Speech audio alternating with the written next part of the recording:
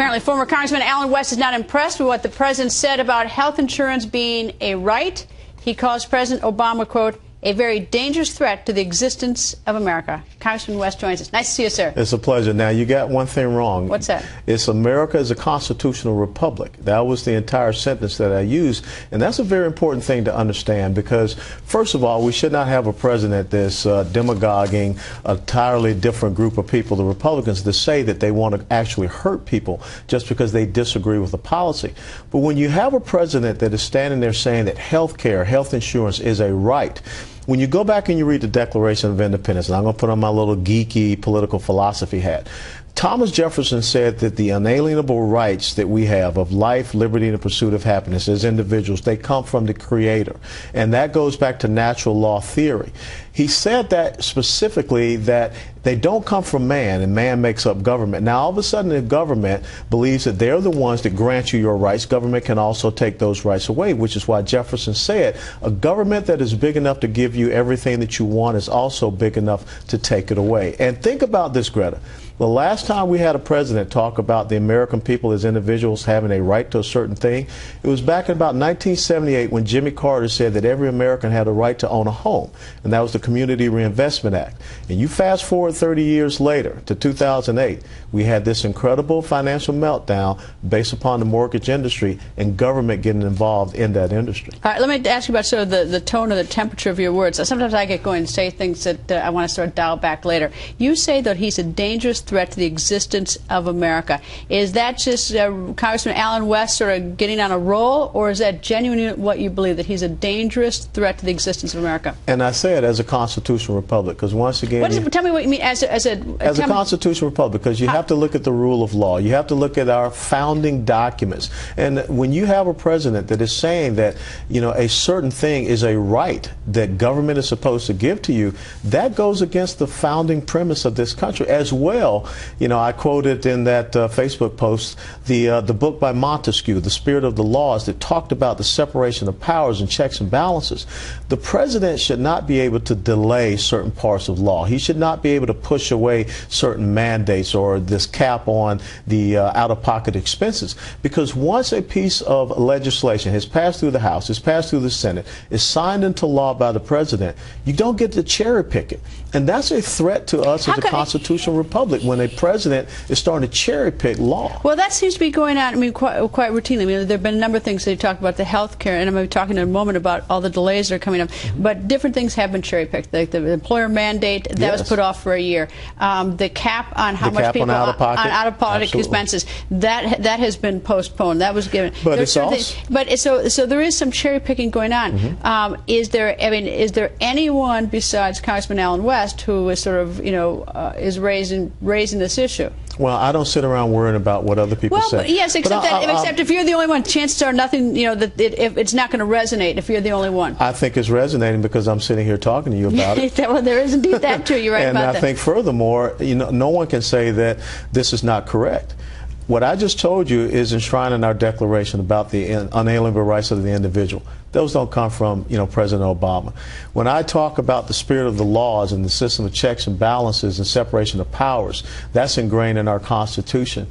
When we start to get away from those things, when we start to have a Supreme Court that is legislating from the bench, you know, Mark Levin has a great book that's out, the Liberty Amendments, and he's talking about all these end runs going around our Constitution. That's a very serious threat. I don't want to deviate too far, but you talk about legislating from the bench. Is that it's been a typical Republican position that they like exceptions to the Fourth Amendment, giving more police powers to the police so they can go in and bust through houses, right? Well, I don't know. I mean that. But every time you create an exception to the Fourth Amendment, but I'm concerned about the NSA and what they're doing. No, but I mean, there's an awful lot of legislating being done by every court under that theory. But it's like people are for it if it happens to be something they like. They're against it and say it's bad or it's activism by a court if they don't like it. I mean, there's a lot of quotes sort of legislating by the bench. Yeah, but I'm just a straight shooter. And this comes back to another thing that happened with the Affordable Care Act. When they ruled that the individual mandate was lawful because Congress has taxing authority, there should have been one question. was the individual mandate consistent with the Commerce Clause, and it was not, and that should have been the end of it. Not trying to figure out how we can make it fit. Well, the Democrats also said in supporting and pushing the individual mandate that it was not a tax, and then suddenly later they wanted to call it a tax. No, but there was now why do we have the employer mandate being delayed, but yet the individual mandate is not? Yeah, why is that? You got a theory on that one? You got to ask the president about. What's your theory on that? My theory is that it fits an agenda, and I think it is a kickback to those people that are going to benefit from it, just the same as you see with the out-of-pocket expenses. Yeah, but it's not, if everybody gets sort of a special deal out of this Obamacare, the whole idea of it that everyone sort of contribute and pitch in to sort of lower the cost, that is going to very quickly vanish, if not gone. Well, that's why Max Baucus calls it a train wreck, and he was the original author of it. Yes, and he's the original author of the train wreck comment out of the Democratic Party. Yeah. All right, Congressman, we also want to ask you about the Obamacare navigators. They will have access to the personal information of millions of Americans, but the newly hired navigators will not undergo background checks themselves. Do you have any problem with that? I have a huge problem with that. How does that even happen? It's like they get all that's what we were just talking about, Greta. Okay, but I mean, it's extraordinary. It is absolutely extraordinary, and if we don't have people and voices that are standing up and bringing this to the attention of the American people, then the next thing you know, you're going to have folks that are only getting 20 hours of training. I mean, they don't even qualify for the Obamacare coverage because they're not even getting full time. That are going to have access to your at least give 50 hours, but anyway. Yeah, they're going to be having access to your personal records, but yet there are no background checks for these individuals, and a lot of these individuals are tied to the certain types of community organizing groups that are very sympathetic to the left. But I mean, it's so, I use the term extraordinary. I mean, is that they have the amount of information, personal information, that many people fear is going to be out there. You would at least hope it was trusted. I mean, we can't even trust sort of the spy information with the NSA. Yes. So how in the world are we going to? At least I think Snowden probably had more of a background check because he's dealing with more significant things. But I mean, if these people don't have any sort of check on who they are, why they might want the information, how much access they have. And that's the problem when you think about the credibility of the government, period. I mean, not just the administration, but the House, the Senate, and also these bureaucratic agencies such as HHS is going to be bringing on these people. They have not had any background checks, but yet they're going to still have the access to your Social Security number, your medical records, all of these type of things. And really, this is another aspect of data mining the American people. So what's going to happen? They'll just let it slide? I think that when we do get our dear colleagues back up here on the House side and the Senate side, one of the things they need to look at is they need to take this off the shelf and look at really what this Affordable Care Act is about. Apparently, though, they're not doing much. Now, there are a number of state attorneys generals who have written HHS Secretary Sebelius, and they have pointed out that that according to the letter they wrote, that they want a response from her by the 28th of August. But they write, this is personnel in many of the new programs will have significant access to consumers' personal information.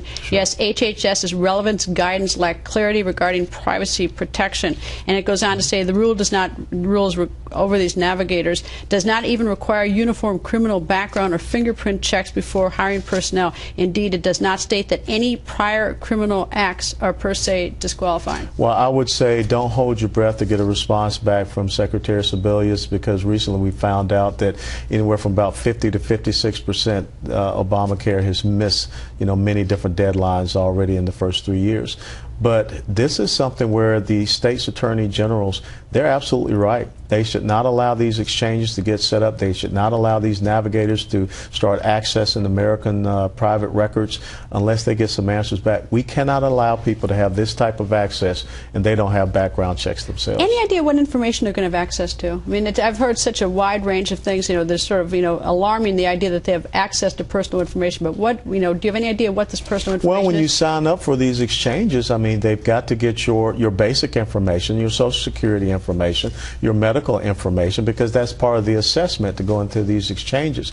And when you look at the fact that the president is going to be going out to New York and he's going to go to college campuses, if they don't get enough young people to sign up into these exchanges, the whole thing is going to collapse. So you're going to see a huge push for that between now and 1 October when it's supposed to kick in. Well, I guess the promise that they're not going to have your personal medical history is not particularly comforting to a lot of people. A lot of people just don't believe that. in light of the fact that we're told lots of things by our government aren't going to, will not happen, and it does. And then it comes back to the credibility of the federal government right now. And the credibility of the federal government is not particularly high with a lot of Americans. It's not. It's not.